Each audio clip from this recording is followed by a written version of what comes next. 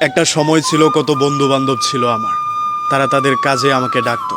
কত প্রিয় মানুষ, কত ভালোবাসার মানুষ ছিল, যারা ভালোবাসার কথা বলে আমাকে চমৎকারভাবে ব্যবহার করে ফেলতো। যাদেরকেই আমি আপন ভেবে মনের কষ্ট শেয়ার করেছি, তারাই আমার দুর্বলতার সুযোগ নিয়েছে। সব মিলিয়ে আমি ভেবে দেখেছি, কাছের মানুষ, আপন মানুষ, প্রিয় মানুষ কোনো কাজে না আসলে তারা কাছেও ভিড়তে দেয় না। একেবারে মন্দ হয় না একাকিত্ব সেই সব মানুষ থেকে, যারা শুধুমাত্র স্বার্থের জন্য কাছে বেরে। এই কাছে বেরা মানুষগুলো আপনার জীবনের ক্ষতি ছাড়া কখনো উপকারটা চাইবেই না। শুধুমাত্র মানুষের দ্বারাই সম্ভব একজনকে কাঁদিয়ে আরেকজনকে হাসানো।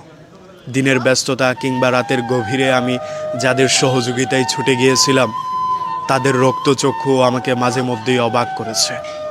আপনি ভাবেন, একটা মানুষ কংক্রিটের মতো শক্ত মনের। ইতিহাস সাক্ষী কোনো মানুষই শক্ত মনের হয়ে জন্মায় না।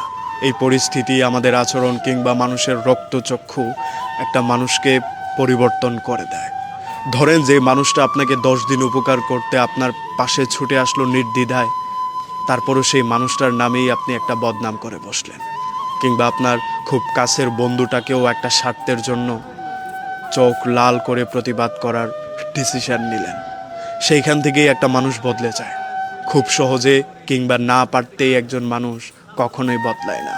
এই যে আমাদের সৃজনশীল চলাফেরা, অনেকের সাথে ওঠা বসা, এখান থেকে আমরা একটা জিনিস খুব ভালো করেই শিখতে পারি। মানুষ